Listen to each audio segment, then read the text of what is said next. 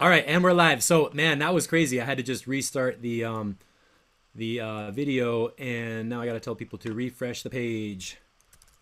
Refresh the page, and you should see the workshop come up.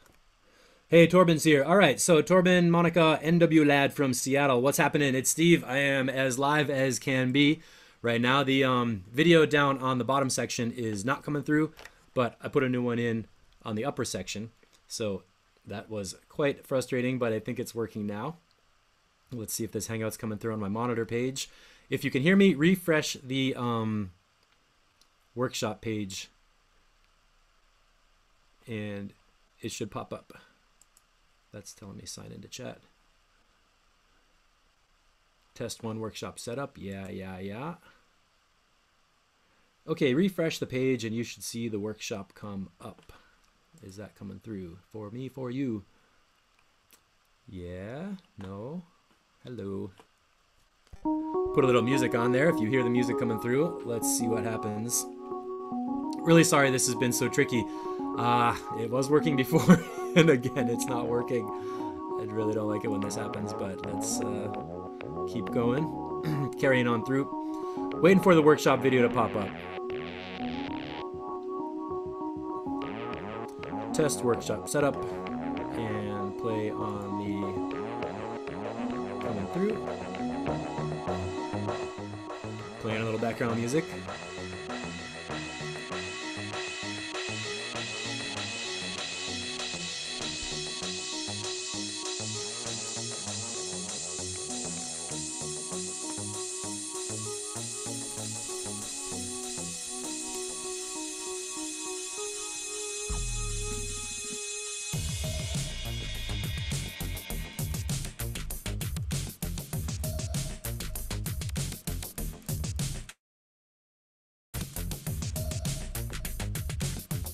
Yeah, I'm streaming right now, and there should be music and picture coming through.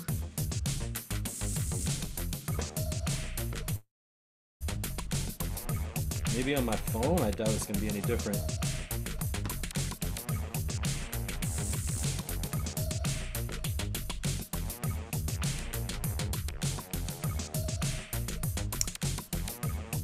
This live event is... All right, test workshop. Can you see this on the page?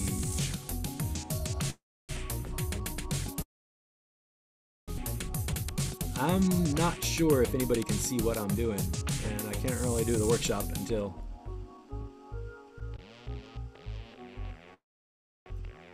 Let that be.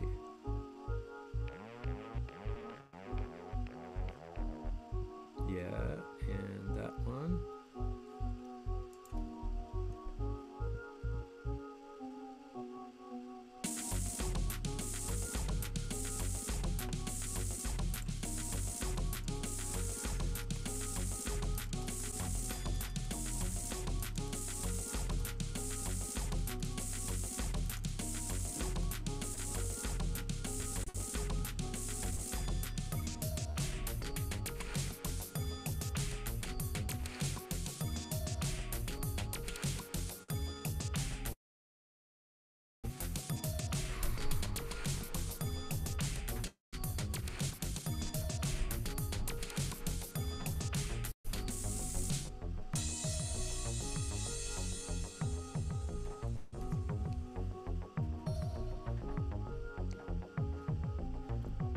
All right, I'm refreshing my monitor pages, and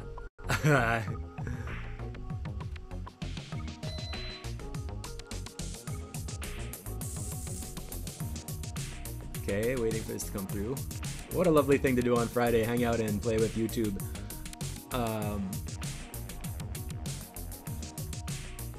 Okay, I see a thing called test workshop setup, and I'm pressing play on it right now.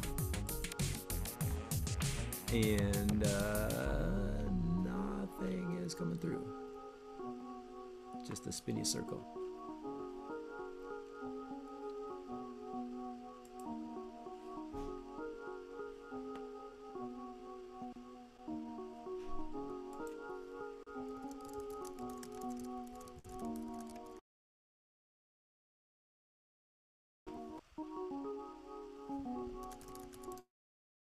if you guys can see me and hear me somewhere, I'm just gonna start doing this because I don't want to wait any around anymore, and I know you don't want to wait any around anymore. So type in if you can see me and hear the music right now, and if you can, I'm just gonna jump into full screen Ableton. In fact, I'm gonna do that right now, and let me know if you can catch. I want to go to screen share. Share application window.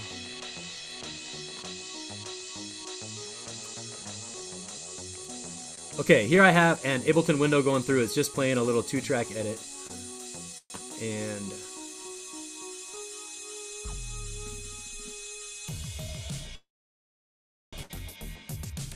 okay, so right now I have Ableton playing, audio playing, mic hooked up.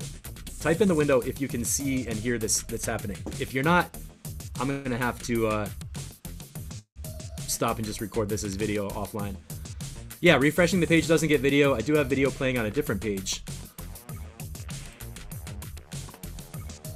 Ah, this is so frustrating. I'm so sorry this is happening. It was totally smooth before, and I don't know what happened differently with YouTube, but like when I go live with people watching, it doesn't happen.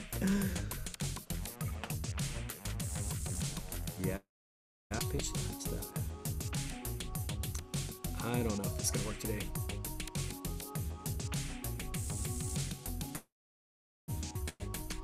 Yeah, I have.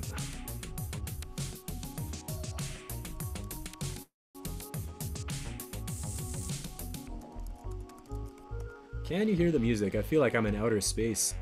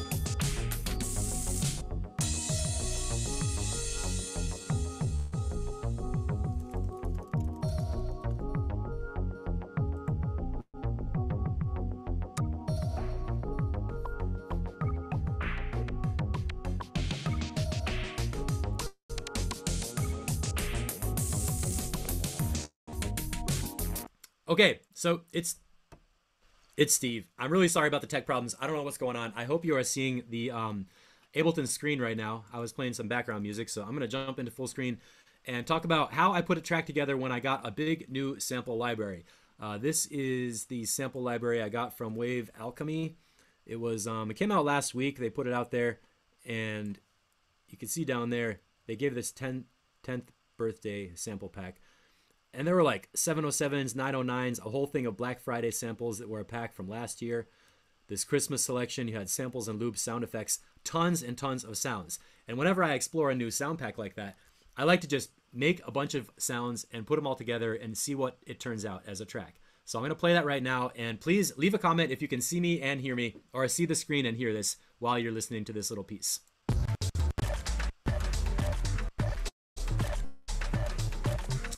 Michael Plishka, yeah, I can see it here. Thank you so much, man. This tech thing is making me friggin' crazy. And I'm going to keep going with it.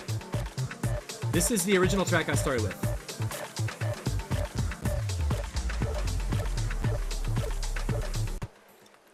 So to run through a couple of the sounds, there was... I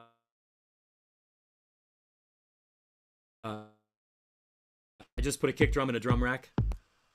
And I made some bass sounds. Maybe I'll do this with solos. Okay. So the bass sound is coming from a sample. Upper bass line coming from a sample.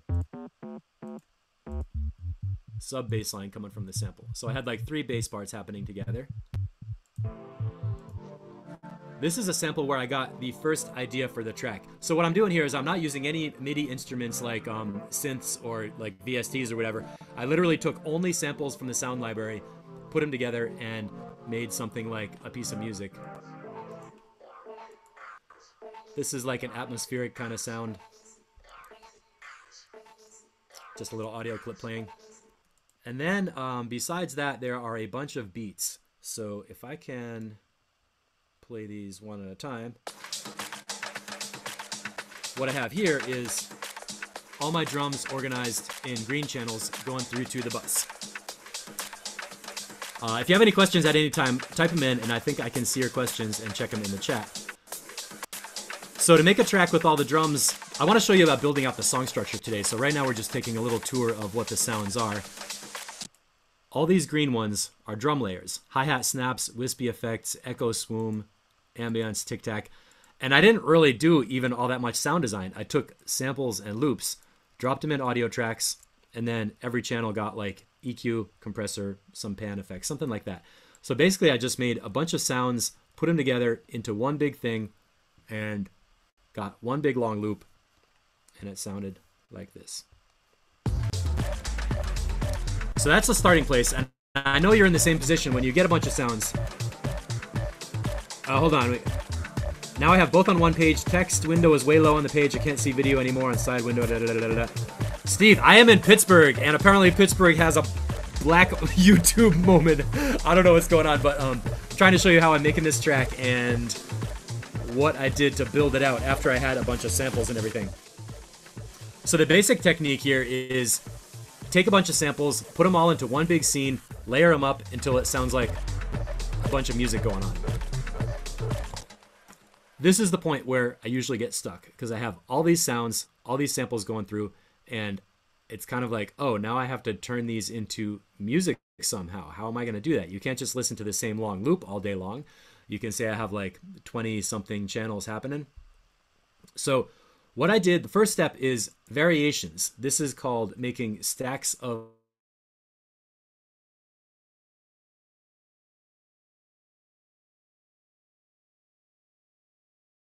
clips. These are some MIDI notes.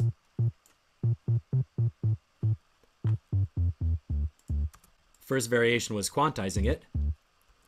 And then I thought, I'm going to need a gap, right? This is like the same as the original bass line. I just took out some notes in the middle. Okay. How about during the build-up?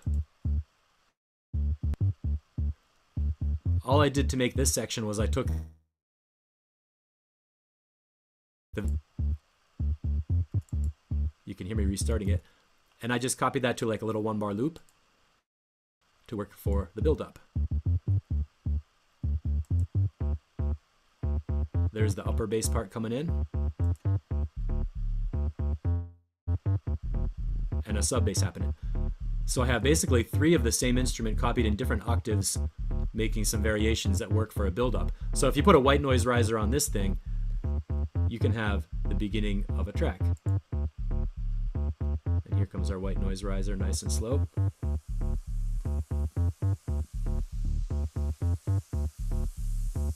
I think it's a 16 measure white noise riser, which is a great way to build structure because you let it play. When it's done, you launch a little sound.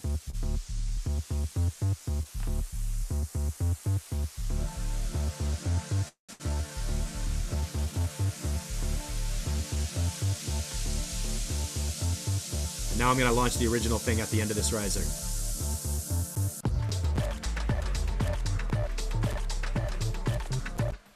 So that was a super quick example of how you can take one sound, make a variation, throw a riser on there, and then drop it with a kick. So first, bass line kind of controls the song. So I made a lot of bass line variations, and I'll show you a couple other variations. So the main idea from the chord thing was right here. And when I want to do it as a build-up, I go like this. Really just looping the first sound again and again and again. Here's our blip melody thing. This is just kind of like a high frequency synth sound for, I don't know, rhythm, pulse, whatever. and I wanted a variation of that, so I made an arpeggio.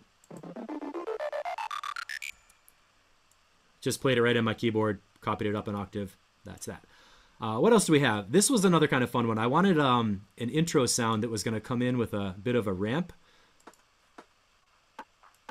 So I made this little impulse sampler. I dropped sounds on all the slots, and then I edited the velocity with a filter slope setting to make it come in gradually over time. So right there, instead of having a bunch of simple one-hit drums, I had something changing with the filter slope and making it a little bit more interesting. Let me check and see if any questions are coming in. After that, I said, yeah, I'm in Pittsburgh. Cool. Yeah, I have open video to full screen on one page monitor and text on a different page and monitor. All right, if you can hear me and see me, let's keep going. I'm really sorry about the confusing embeds and tech and stuff. Hopefully this will even look good too, and I'm probably gonna re-record it at HD to make sure you can really see the screen and see what's going on. So I made some clip variations there. This was a wispy riser sound, echo swoon. This ambient sound was kind of cool. It starts off like this, and it's like background noise of people in a restaurant or something. And I thought, okay, that's cool. I want to have that in my track at some parts, but I don't want it in all the time. So I made a volume gap version.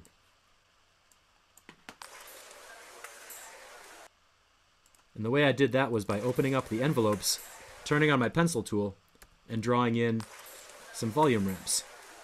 So when I'm playing this loop, I get the sound periodically, but it goes on and off. And then that was kind of fun, so I did it again. 2, 2, 3, 4, 3, 2, 3, 4. Duh, duh, duh, duh. So for some context,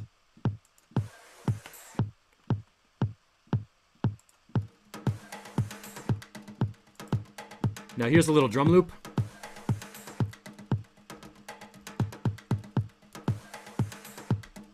Turn my effects off so we hear only. That's a cool loop, but it might get boring. So I went into the arrangement view and edited it to make some variations. So now we have a 4-bar drum loop instead of just a 1-bar loop. That's another kind of thing you can do. Let's look at this track called High Tops Swiss. That's like a switch sound.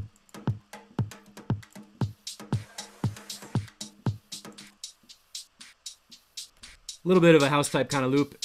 It gets a little stale, so I made a variation I can play with when I want.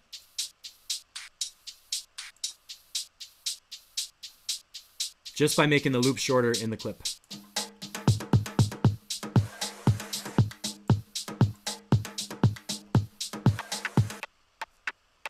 And this one is kind of fun. It's got a stutter kind of a rhythm. So I moved the start point of it in different clips. You can see I'm looking at these yellow and orange ones right here. And just by changing the start point, I get a different rhythm that's kind of fun. And what I'm doing, just to make sure everybody's on the same page, I'm making variations of the clips. So instead of playing this original thing up here and having it go on and on and on forever and sound like a boring loop, I get to play different clip variations that I can use to make song structure over time.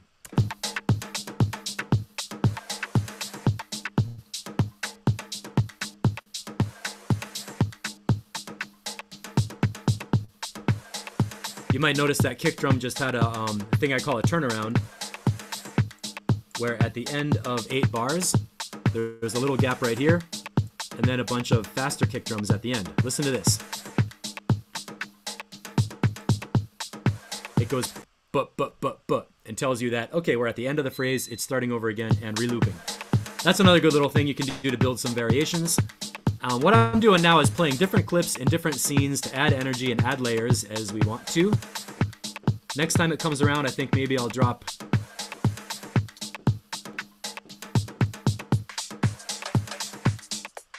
this has a little bit of a garage kind of feel, bouncy little hat thing. And I like big sample libraries because I was like, you know what, I'm going to take whatever sound catches my attention, put them all together. I don't care if I have African drums with UK garage, whatever, it's all good.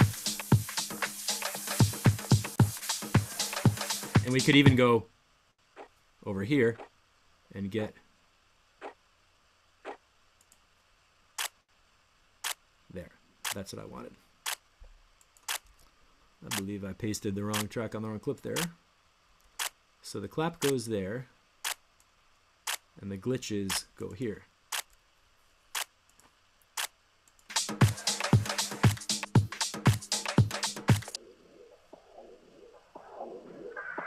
One of those little filtery kind of sounds.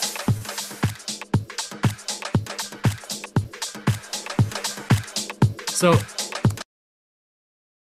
I pulled up a track. I'm thinking, all right, I want interesting sounds. I'm going to pick through the library, find some loops, find some claps, some kick drums, individual hits, and put them all together to make something that goes with my bass lines. Now, you might notice we have a little bit of a problem. This is kind of like problem number 2.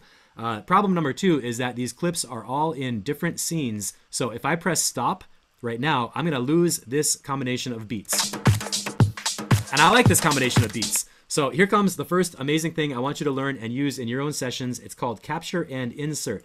It's a key command that goes Shift Command I, and watch what happens. I have right here under building blocks, I have that scene highlighted in the master. I'm going to do Shift Command I, doop, and I get the spinny ball. What it's going to do is drop a new scene with all those clips in one line, so I can press play on the master scene right here and get all those sounds happening together.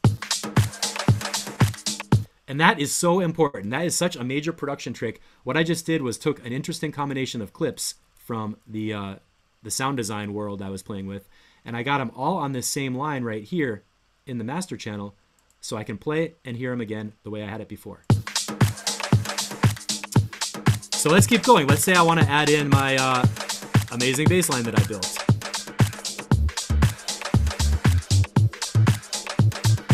So there we go. Now, again, I have that problem of most of my sounds are down on this scene. My bass line is up there. What am I going to do? Select the scene, Shift Command I. New sound, new scene, spinny ball, and it drops a new one here with the bass line in it. So I'm going to wait for this to go around 8 bars. When it comes around again, I'm going to drop this thing called chord thing in there. That's the atmospheric sound.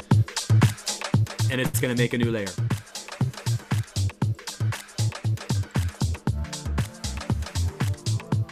So I launched the clip. Make sure you select the scene where you're building and do Command I. New sound, new scene. It'll drop right in there.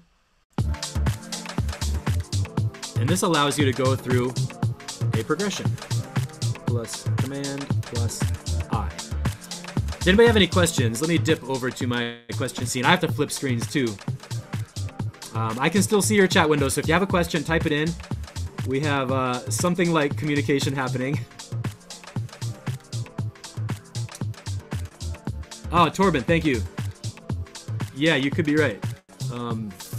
Shit. Do I have questions in 2 places? This is a nightmare. All right, loading up the page.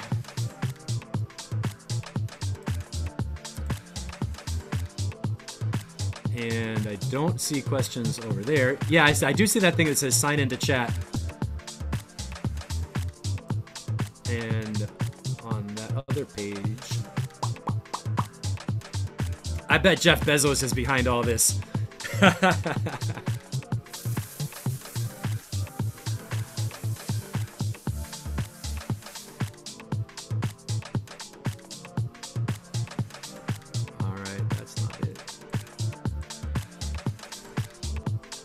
I really want to make sure I'm catching all your questions and comments if you're entering them, because that's what makes the workshop fun.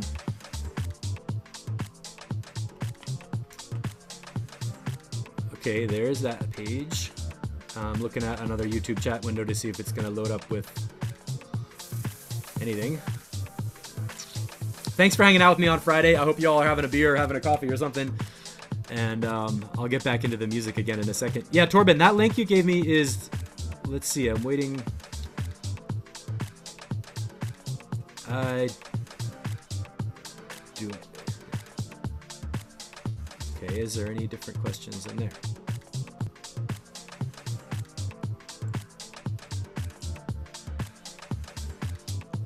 It's like doing a page load thing and not coming through with any other questions.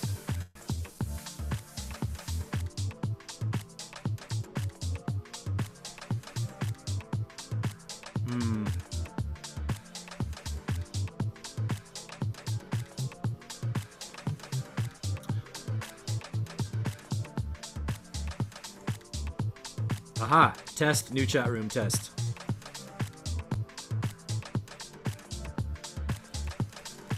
I see you now. All right. I don't know if we're going to actually have two different rooms of comments. I think YouTube got confused. All right, Torben, I can see that you wrote, I think YouTube got confused on one page. And, okay, hi. All right, I'm going to check these windows. Now, I just stopped the music. What I'm showing you is how to build song sections with this capture and insert.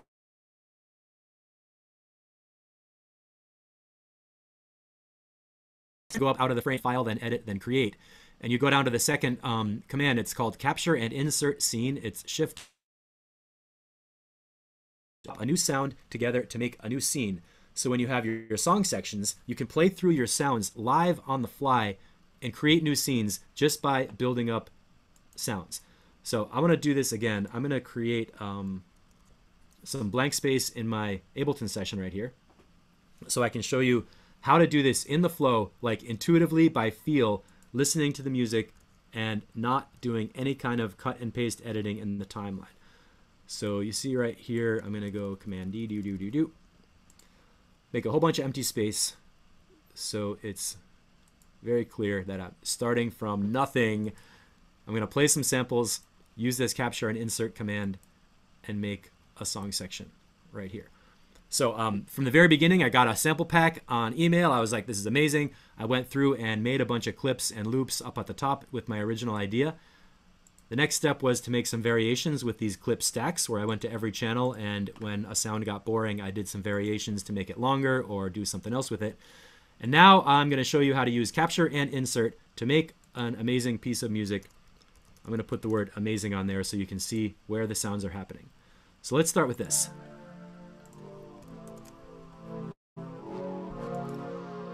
One sound, capture and insert, drops it in there.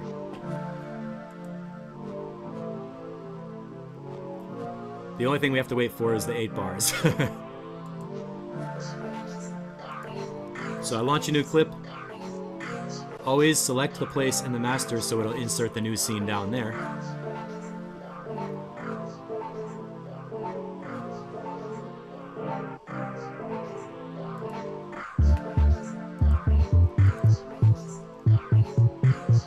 Now I'm stopping to talk a little bit and tell you what I'm doing, but in a live setting I would just drop channels and drop sounds. Maybe I'm going to do these two on the next one. Do this one.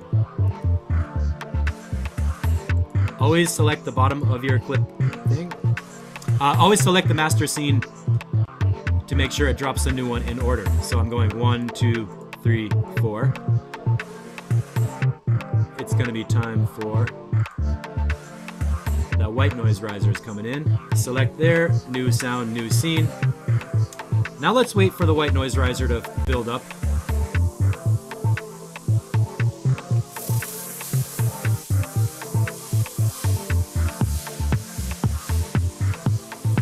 So that's swirling around. Did you notice this kick drum channel says high kick only? And then we've got both kicks with the sub.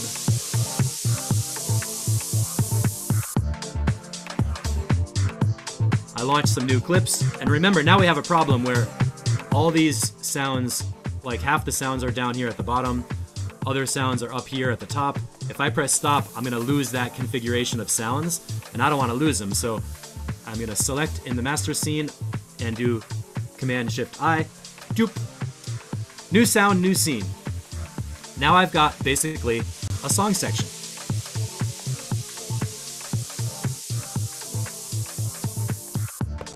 I hate to press stop, but I have to press stop to show you how cool this is. These little, just make these whatever color. Now, the advantage of doing this is that now with these scenes in the master channel, I can go back later using only my controllers. I can play through these different scenes and have a song come out. So if I'm live on stage, I can prepare a session with all this stuff in it. And I don't have to scroll around left and right with my APC controller. I don't have to use the mouse. I don't have to hunt for channels at all. I can just go through the master channel, and I know the sounds are going to come out in order with new sounds coming in. And that frees up all this headspace to play with live effects, to look up and see the crowd, to mix your monitor level with your other hand, whatever you have to do on stage. You don't want to be composing mentally that much. I mean, you might, but I don't want to. I want to have a song structure that's basically laid out with songs coming in and out, so I can just play with the mix. So let me show you how this goes. I'm going to run through it kind of quick here. And secretly check for questions. Torben said, yeah.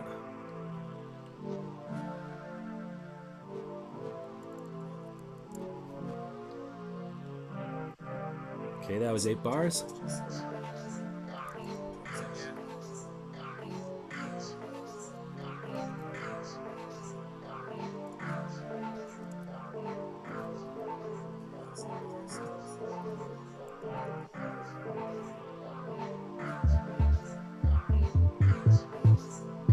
I love when that bass line comes in.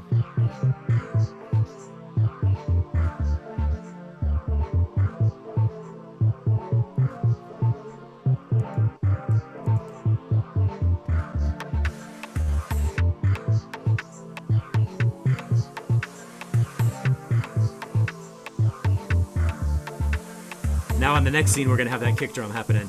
And look up here, where are we? 31, 32 bars. So if you have some DJ experience and you're used to working with mixing tracks, 32 bars is a great length of time. A lot of times that's around a minute. If you're in house music tempo, 32 bars might be around a minute. So that's a good length for an intro where you have something you can mix in the next track with. And then the beat comes in. So I made a little intro, introduced the bass line, dropped some beats, and now I'm ready to go and do some other kinds of variation and song structure stuff. So give me a yes if you're with me on this. I wanted you to just, I want to make sure you understand how I got from a bunch of samples in the sample library out to a 32 bar intro that arrives at dropping a beat. See, each one of these scenes in the master, I played for 8 measures. So right there, this intro represents 32 bars. And the next 4 scenes would be another 32. So I'm going to check the comments. Type in a yes for me if you are still with me on this. Okay, I've heard NW Lad, Northwest Lad 1 in Seattle, I think, or Portland. What's your name? I don't want to just say NW Lad, but yeah, I've heard of capture and insert, but never seen it done. It's super, super useful. And thank you for being supportive on the tech. Let me check if any other comments.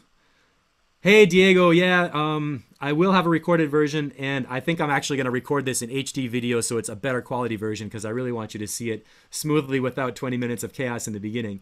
What I'm just doing here is stacking up different variations of loops to make a song I can play through in the session view.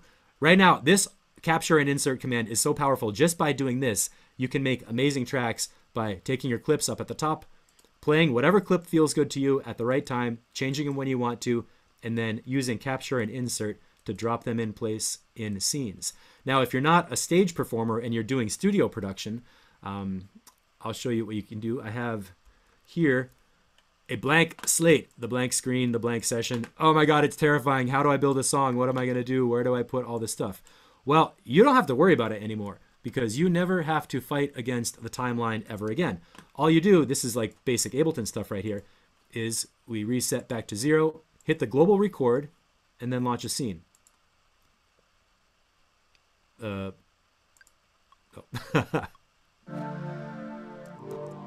And Live will start putting it into the timeline for you, like it is right there. And then as you launch your different scenes, Ableton is going to take care of putting them all into the arrangement just the way you played them. I'm going to jump ahead right here. Oh, what did I just do? I just improvised a new song form. I skipped the longer build-up, went straight to the bass line. Up here on global, we're at 15. 16 measures, I want to drop the beat on 17. And there we go, right at marker 17. The kick drum comes in. Let's let this white noise riser play through. When we get out to 33, main beat hit. So I'm going to launch that next scene on the downbeat of 33.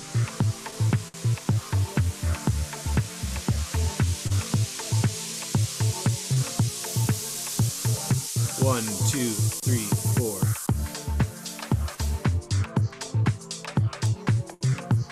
And there we go. Now, I don't want to waste your time listening to me play these scenes all day, but what I just did, this is so cool. I took session view, I had all these clips in session view and recorded them into the master channel. You probably already know how to do this, but the point I'm trying to make is that now we have our song structure. There's our first intro, bass line comes in, kick drum comes in with some simple beats, and then here, that's like the first like real drop. So I could even put some markers in here, and then I have like, okay, now this is how most people build a song structure. They go like this, they go like this, they take this stuff, oh, I'm gonna do, you know, loop up here, select up here, duplicate time, blah, blah, blah. That's a lot of mouse click, copy and paste editing, I call it, in the timeline, which is totally useful. You can do it, and I use the timeline a lot, but I don't use it till the end when I'm ready to write my final automation, record my final mixdown, and make something that I can get mastered to go out like as an album. But I don't want to do that all day. What I want to do is play with the session view. This is really where I have the most fun. So I want to show you a couple of the other song sections. There's some stuff you can do with build-ups and drops that's even more fun. Let me just take a second and check for any comments. If you have any questions, type them in and probably I'll see them. Does it automatically go to the next? It doesn't. That's such a good question. I wish they would put follow actions in the master channel. I would love it if I could go right here in the master channel and do a follow action, because then you could literally have your session like robotically play through itself. And I know you can automate this with some script editors like CliffX. I should probably type that in for you in case you don't know about CliffX. Yeah, that would be totally cool, man. If you could scripts. So CliffX is like an application you can download, and then you write in, you make a new MIDI channel and you put in MIDI clips that have commands, and those commands can do stuff like mute a channel or record, activate a channel, or even launch something. So CliffX is probably the way to, it's like having an invisible person to control the mouse.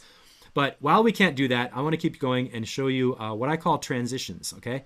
So I'm going to go from this drop section and play through the transitions so you can hear what it sounds like.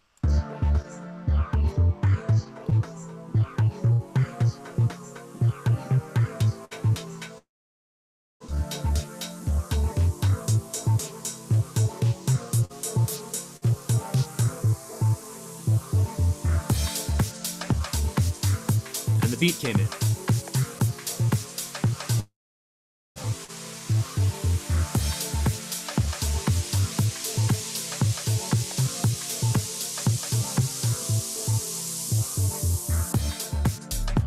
What I want you to pay attention to is this sound right here. When I go to the transition, notice that it doesn't restart.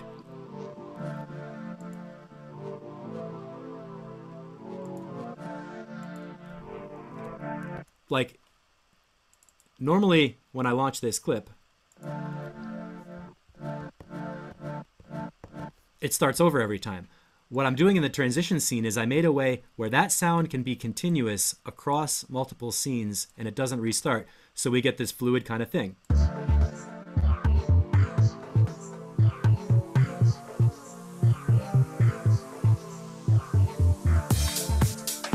And that lets me go to the transition and play a scene with no beats in it that fills in like a little gap in between different stuff. I'll do it again. Right here.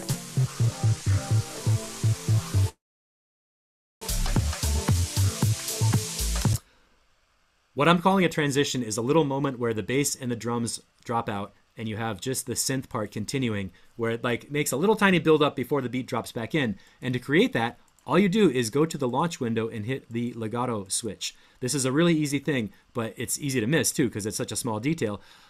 Firing a clip in legato mode takes over the play position from the previously playing slot in that track. All that means is when you launch the clip that's set to be legato, it doesn't restart again from the beginning. That lets you make some sections that continue like I was just doing here. I'll do another one like this.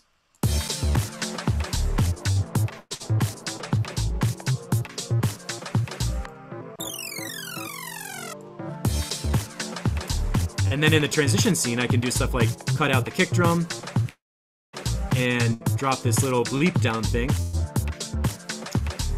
And it never restarts this synth.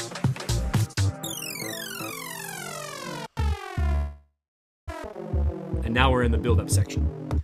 So if you can remember transitions legato switch. I want to type this in because this is so important. This is one of those things that will allow you to take session view into a live setting and really, really make it feel like you're in there muting channels, recreating the sound on the fly, but you don't have to because you've got the legato switch making the clips take over in the right position. And it's really useful because it lets you go between song sections without having to go one by one by one by one in the exact order. You can actually use transitions like little launching pads to go from one song section to a totally different part of the song. I'm going to go to this transition now. So the transition is like a little getaway car. It's like a little bridge that lets you get somewhere else without having to wait for the end of the loop and without having to like get your hands on and actually mute any sounds. Now I can go down here.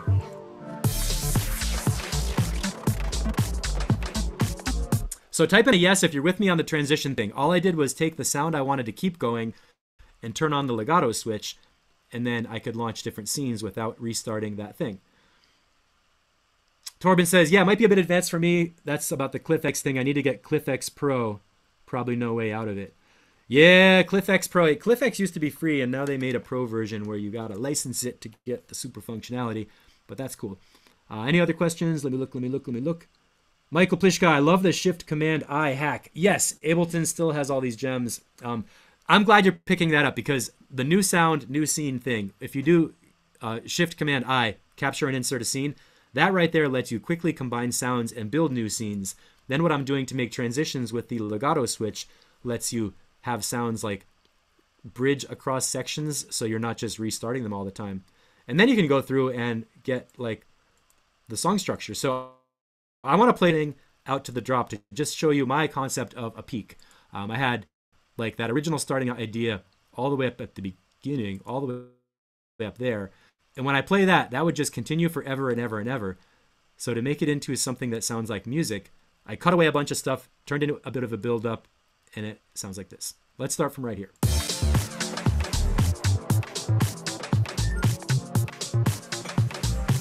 Oh, I'm getting messages, all kinds of stuff. Here comes a transition.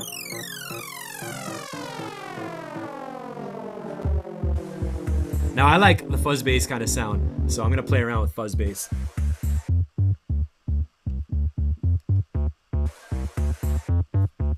Layering up bass synths.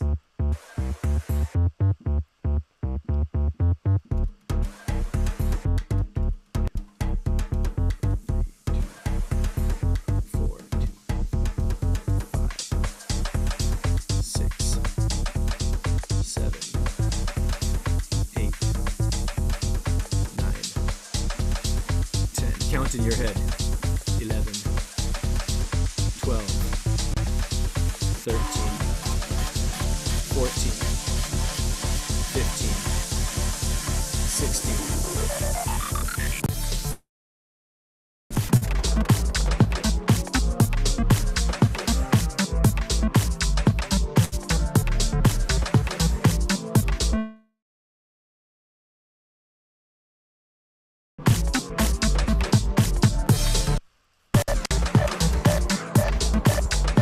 And there we go, we're into the main part of the song.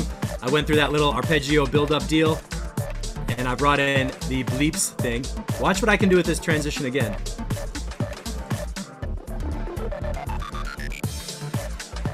You can hit the transition anytime you want in between different song sections, and it just makes a little fun extra kind of a thing for some sound effects or some variation or some glitch, stutter, whatever you want. And it's like a little landing pad.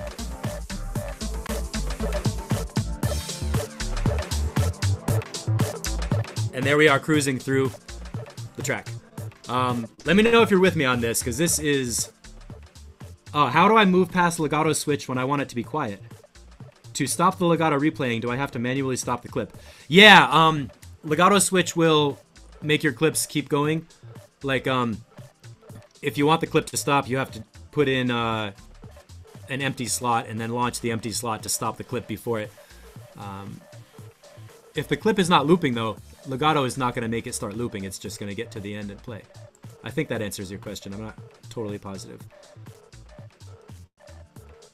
This is a cool question, though. Oh my god, I hope you're going to get it in sharper focus. On my YouTube screen, it's super fuzzy and it's not in detail very much at all. So I know I'm going to re-record this smoothly in HD with clear sound, and it's going to be much, much easier to understand on the replay.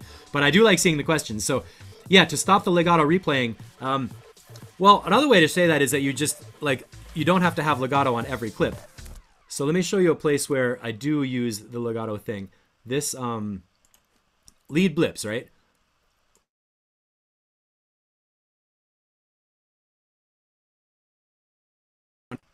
And all these scenes are just going through 8 measure counts. So the first one is here, and all the ones underneath it, I have the legato switch on. So actually the first one could be off. So when I start it from the beginning,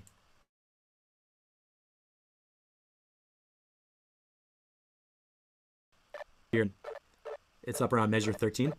Watch what happens to the counter when I launch the next one.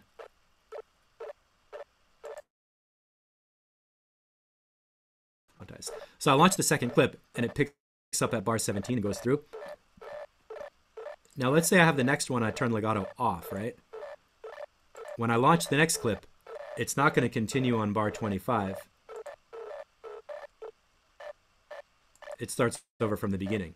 I know that's just a bleeping sound, so it doesn't have any kind of phrasing to indicate that, that it started over. But the legato switch allows you to have, the advantage of this is a 40 bar solo, split it out across 4 scenes, and it doesn't constantly restart your solo. So I can go through these song sections all right here. Doop, doop. And this solo thing continues across all the song sections, especially in the transitions.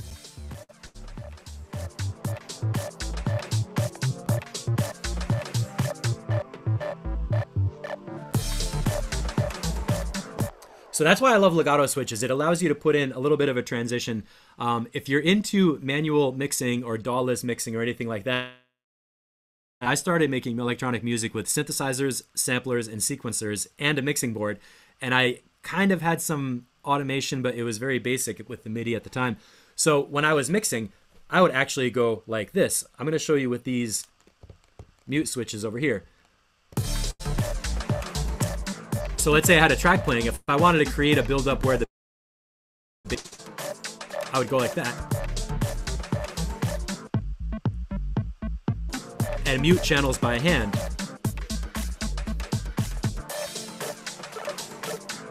And that's really fun. You know, it's fun to do hands-on mixing and do mute switches and solo switches and stuff in the analog domain. But digitally, I mean, come on, if you've got 40 channels, or what do I have, 28 channels of sounds, and some of them are nested inside drum racks with a whole bunch more channels, there's no way you're going to get to creatively hit all those mute switches and solos for dramatic effects during a set. You really need to get some tools together in a more organized way. So using Session View with different clip slots and transition spaces and stuff, that's how I make a song that sounds interesting and goes through different sections without me losing my mind trying to do everything at once, hands-on. Now, you may have noticed that I've got different colors for my channels, and I had them grouped into some basic sets over here, right? I want to talk about what that's all about, because this is how it all comes together to let you actually play this stuff without seriously going crazy. I'm just using bus groups, okay? Lows, instrument group, and drums. The low group is purple, and it says audio, no input, monitor in. What I did was I took all the low stuff from over here, and I sent it out to the low channel. So like when we had all this stuff,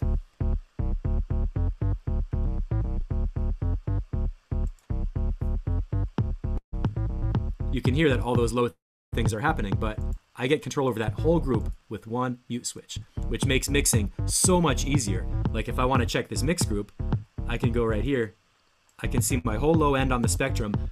You know, I don't want to hear the instruments and the drums while I'm mixing my sub bass and my kick drum. And I definitely don't want to go and mute every single one of these channels by hand just so I can hear my kick drum and my sub bass.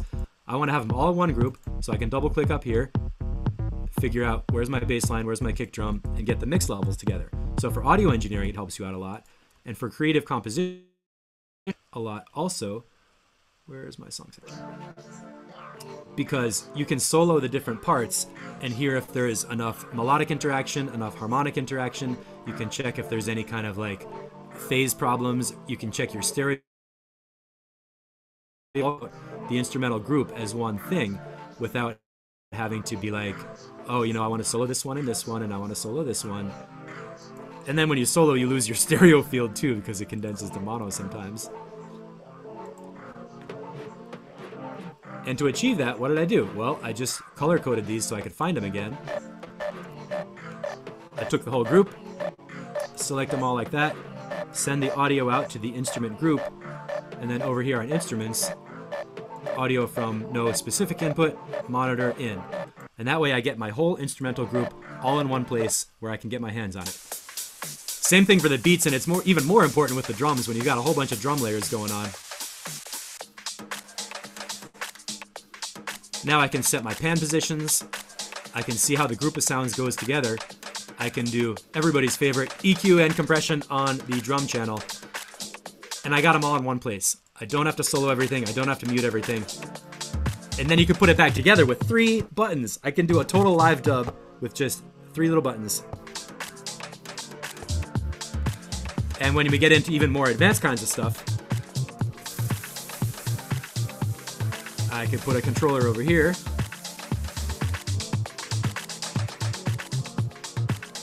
And have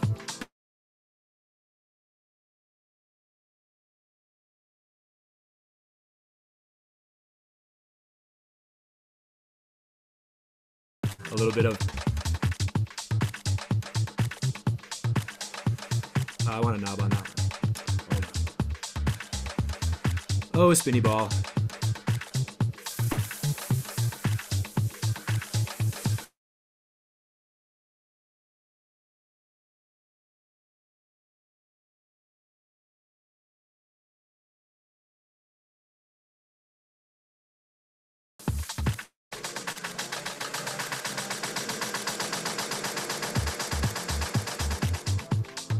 So just like that, with one delay unit and a control on the feedback, I can make a... What did I do? Well, cut the lows out, send the drums in, and extend the feedback.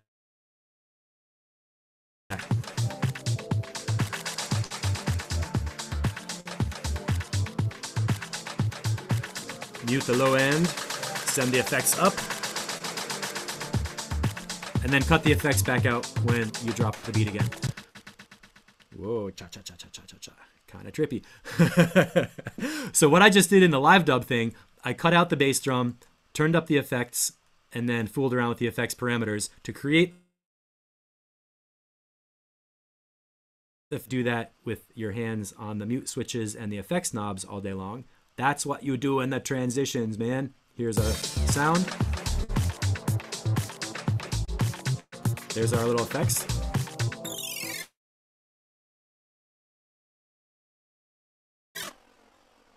And then you drop the next section.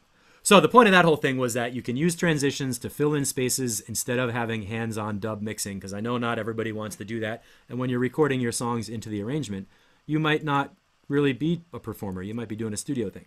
So that's what it's all about in some sense. I'm really sorry this had tech problems. If you have any questions, type them in. I'm going to check my comment windows. Why do you have 2 compressors on one track? Oh, volume is cutting out. That might have been a glitch. I had a spinny ball moment. That might have been a processor glitch. Sorry about that. So the low bus track with 2 compressors. That's a really good question. Let me check the other window and see.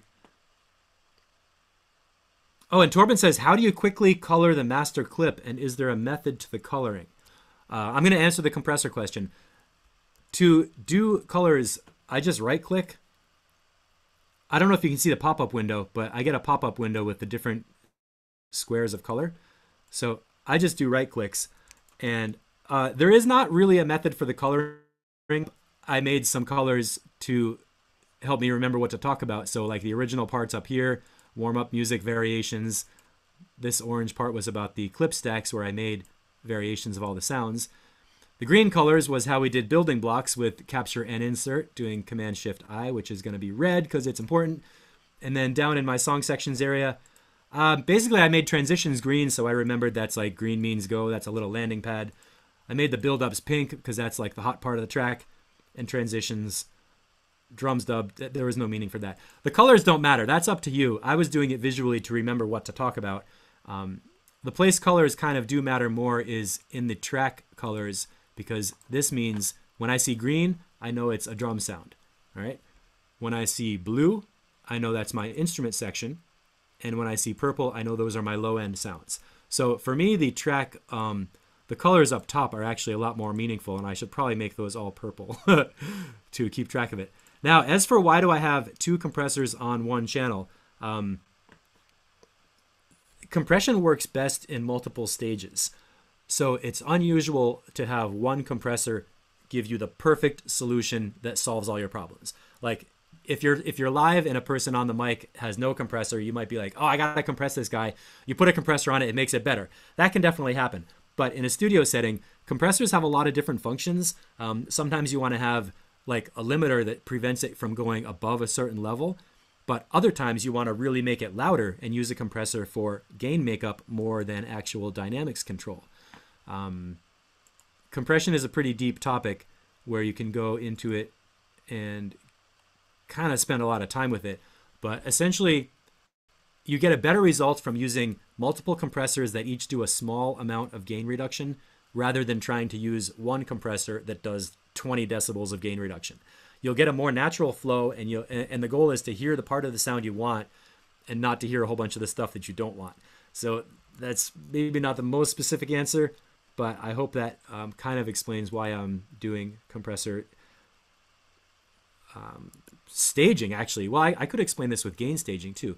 So let's look at the path the kick drum goes through from the beginning to the end. So here's our kick drum. Let's play the kick drum. And let's just talk about gain staging. Here's my master channel. Let's turn that off. Kick drum got less loud. Here's the low end group. Turn that off. There's the kick drum sample playing through. There's a compressor on the kick drum group, and even another one in there. You can really hear my computer fan. Here's the basic kick drum sound. First compressor at the sample level adds 3 dB of gain. Next compressor that combines the both kicks and sub. Now we're up to another 6 dB. So this compressor plus this one added 9 decibels of gain so far. Let's look at the low bus group. Another 9 dB. That's like 18 decibels of gain added. And the kick drum still did not lose its shape. It still sounds like basically what a kick drum needs to do. We're combining these two. So now I have a nice loud kick drum. This bus group is only peaking at minus 6 dB. So when I go over to the master channel, I'm going to flip on this processing rack.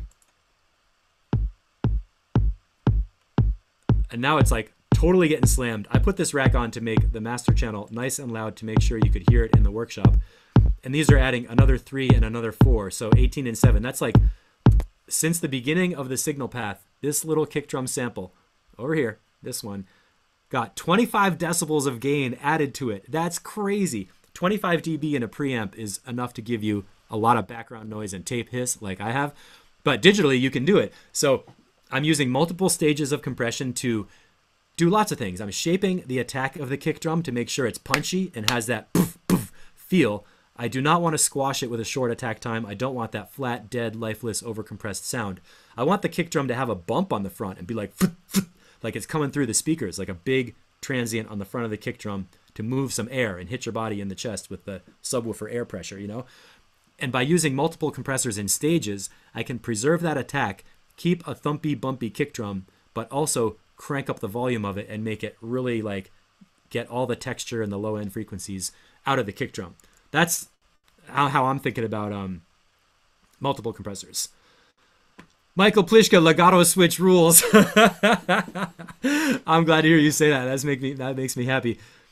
So Torben was asking about colors and CliffX, and then we were talking about legato and compressors and gain staging.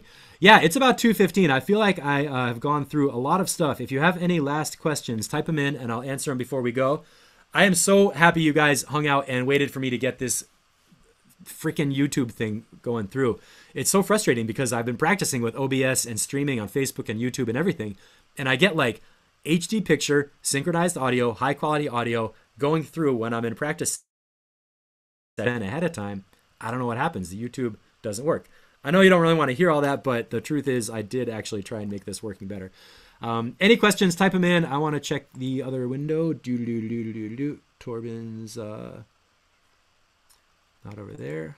Did I lose any questions on that side? Nope, no questions over there. I want to get past this section and go to the ending dub deal.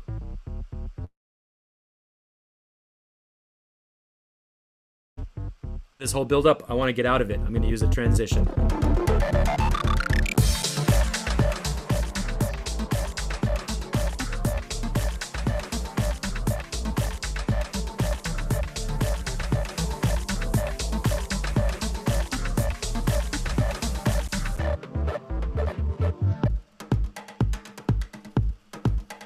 Now let's build an ending. I went through a bunch of sounds and stacked up what I would do if I had some time after the main drop.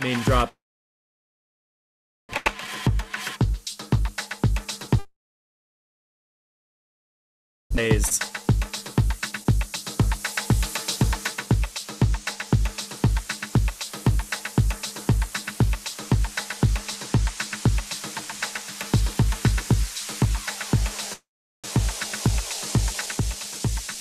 Check for questions. They're not in the arrangement view.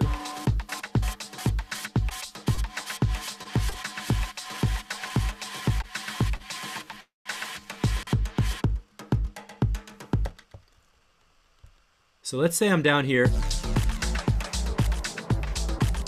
Yeah, I was just checking for questions. I'm going to use the opposite of the capture and insert to take tracks away to build down the ending, okay?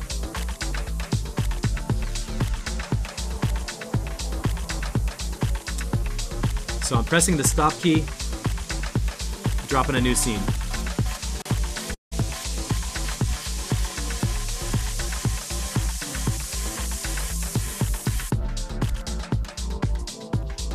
I just turned off the clip for the claps and that loop. Shift Command I, drop another scene in there. Let's stop this riser.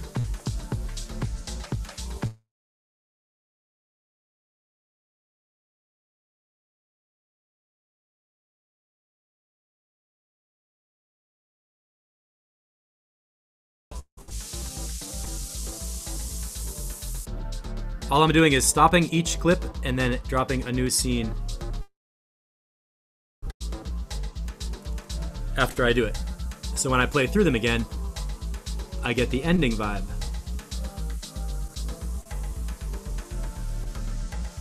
Now I'm down to just white noise, hand drums,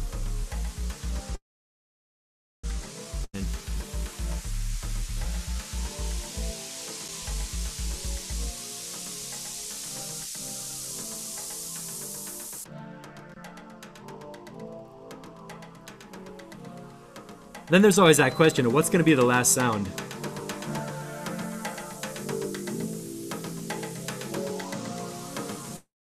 Yep.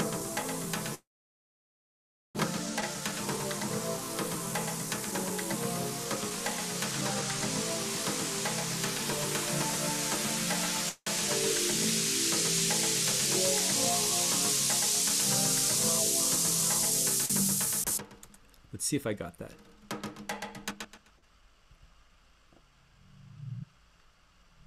I was trying to record an automation sweep in there. Auto filter frequency. All right, did we have any questions come in? Oh, I noticed you had a First and Cherry address in Seattle. Yeah, that is my web hosting address. I'm in Pittsburgh. I see all those clips and see an organizational problem. What do you mean by that? Does that mean that it doesn't make sense to you how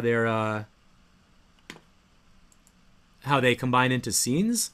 Because what I was just doing is I had organization problems also, but the last thing I did when I was doing this drum dub ending was I was just like subtracting one clip out of the sound mix every 8 bars and making a song section that kind of builds down. So I'm going to play through these quickly, and hopefully this might answer some of the organization questions. What I want you to listen for is like how every new scene there's a sound dropping out. So it starts like from up here.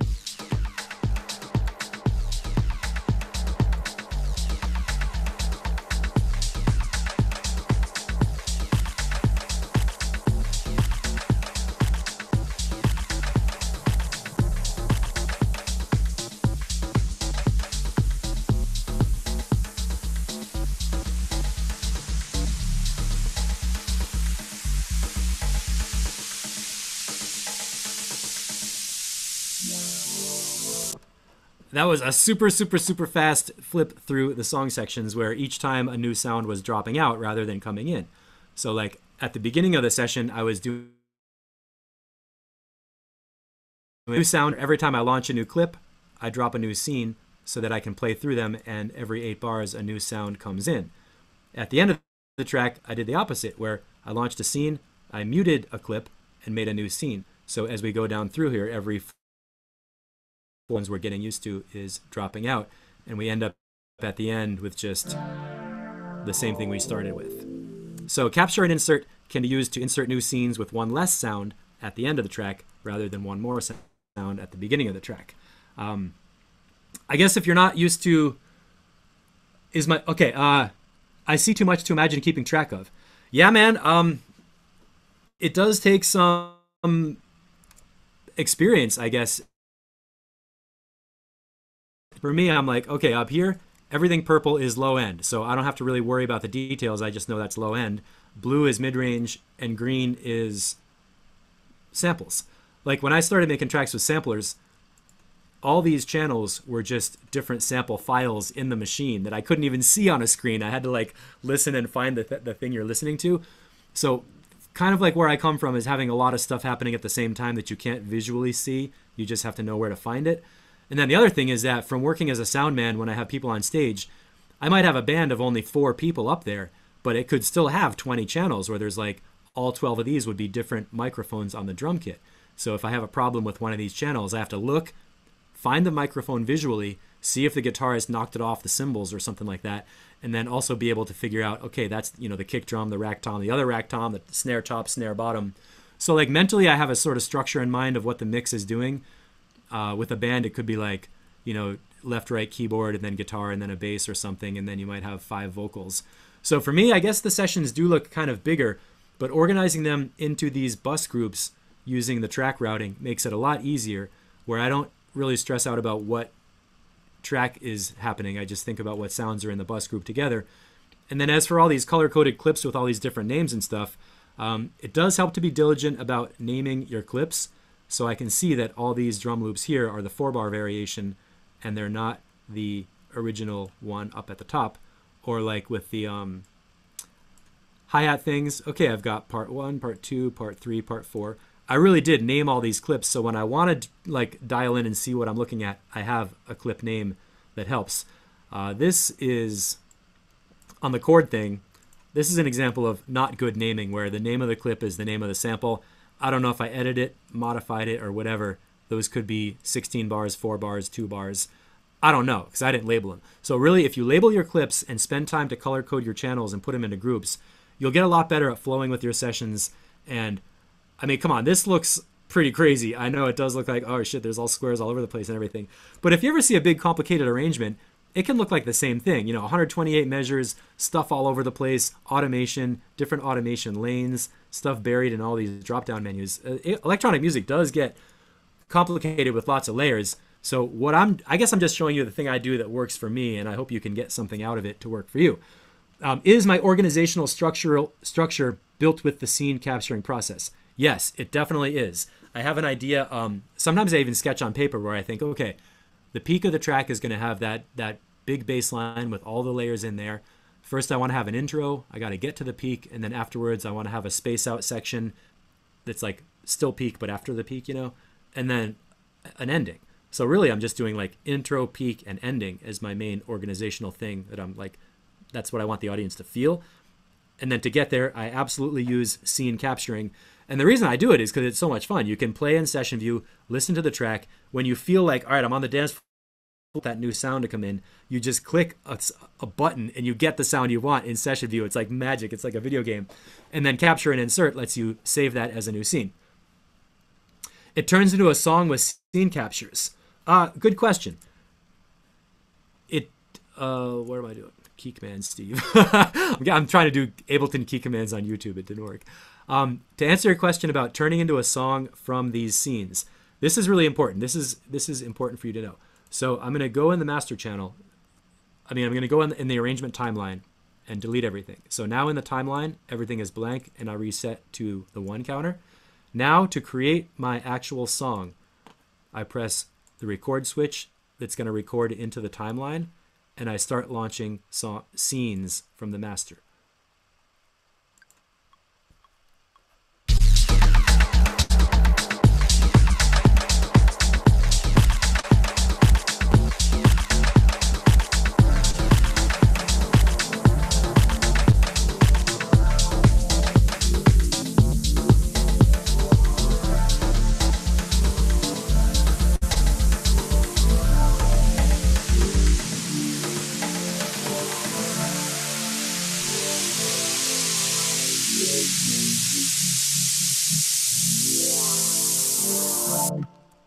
Okay, so I just flew through those scenes and did a quick little recording, and look what we got in the master channel. This is how you create a song in the arrangement that's like your normal timeline.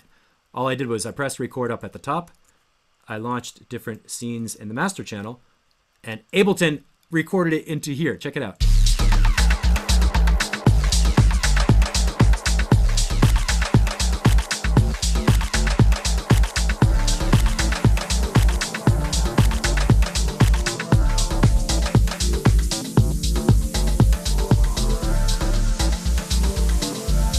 And this is what we just heard from the scenes.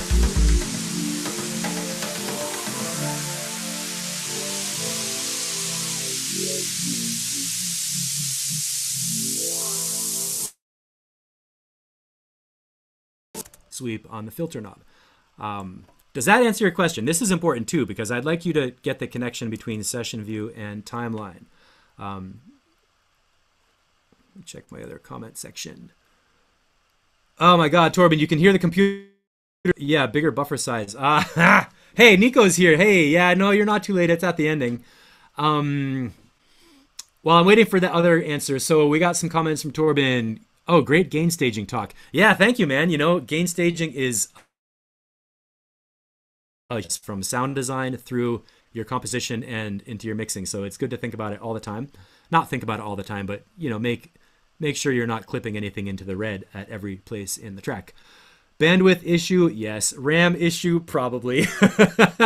I'm running OBS and Chrome and Ableton all at the same time, and it just, like, I need a faster machine, that's for sure. Yeah, dedicated computer for streaming. Yeah, hey, Nico, how you doing? Thanks for coming in. If you have a question, type it in, and I'm here to hang out a little bit. I'm not really in a hurry. I just feel like... any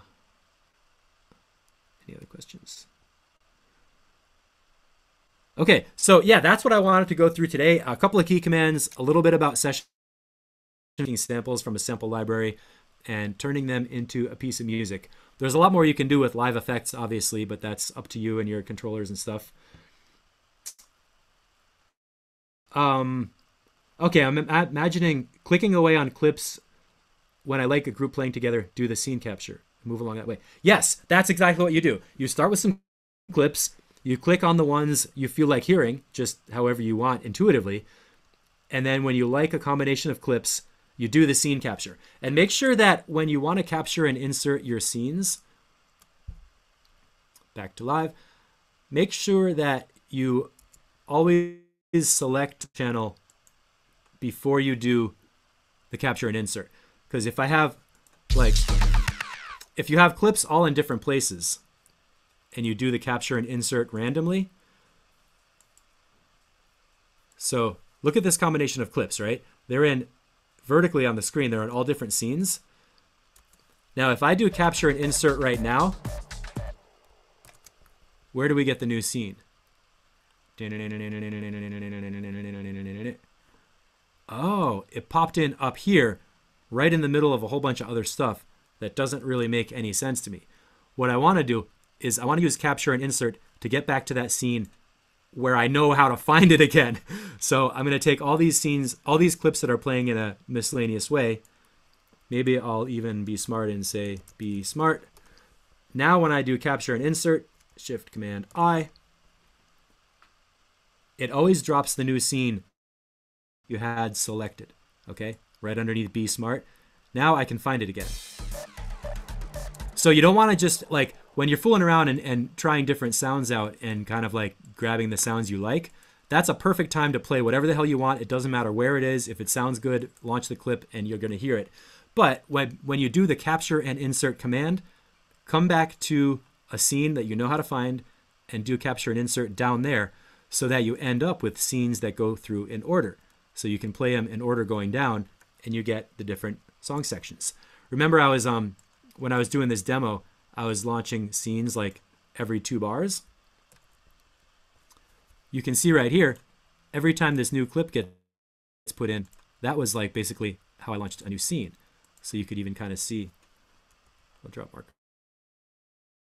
Marker I'm dropping in right there. That's a different time I pressed launch in the master channel on a different scene. So these launch triangles right here in the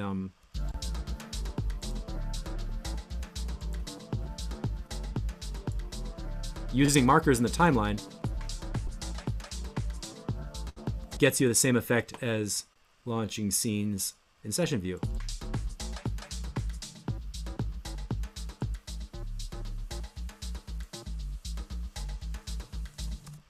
So that's the connection between timeline and session view. Timeline is like a horizontal thing and session view is a vertical thing, but really you're both working with loops that are flying along. Move along that way. Yep. Any other questions? I think I'm going to wrap it up for now. Nico, sorry you got in at the end. Chrome is a RAM hog. Firefox. Yeah, Torben, I'm going to try that. I had I don't know if you saw on Facebook. So I had this malware called weknow.ac, and that corrupted my file browser, my search engine. So I had to go through and like change all these preferences and get my all my browsers working again. And it's possibly related to what's happening with YouTube. I'm really going to get fixed. I'm going to keep playing around with this because I love going live. I love having being able to show you stuff and have you ask questions that I can answer right on the fly. That is super fun. So thank you so much, everybody, for watching this. And I'm so sorry about the tech problems. They're not going to happen forever. It's going to get better. And then, you know what I want to do is I just want to record this whole thing right now. Oh, Nico says, I had to put the kids in their bed. I'll watch the replay. Yeah, put the kids in bed. Nico, I had a friend he's a little older than us. He said his parents used to actually tie them up in bed and go to the opera. And I met his mom, and she was like, yeah, life was so much easier back when we could tie the children up in their beds. Like some 1950s shit or something. Different world. Don't tie up your kids. Just give them a copy of Ableton, and they'll sit there forever. Yeah, thanks for watching. I'm going to sign off as soon as I figure out how to press the log out button or find my Hangouts window. And next time, maybe this will be on Firefox. Maybe it'll be smoother. But thanks for watching. If you have any questions, you can email me, steve@mixitecture.com. Find me in the Facebook group. Check out the replay, and I'll tell you how you can learn more about all these things with bus groups, session view, launching clips, all that kind of stuff. I have some hands-on Ableton projects you can download from the site and do it by yourself to like play around with it, which are really fun too. Look in the Essential Basics of Songform section. And that's going to be it for me. Thanks a lot for watching, everybody. I'm really glad you stuck with me, and I'll talk to you again soon. Bye.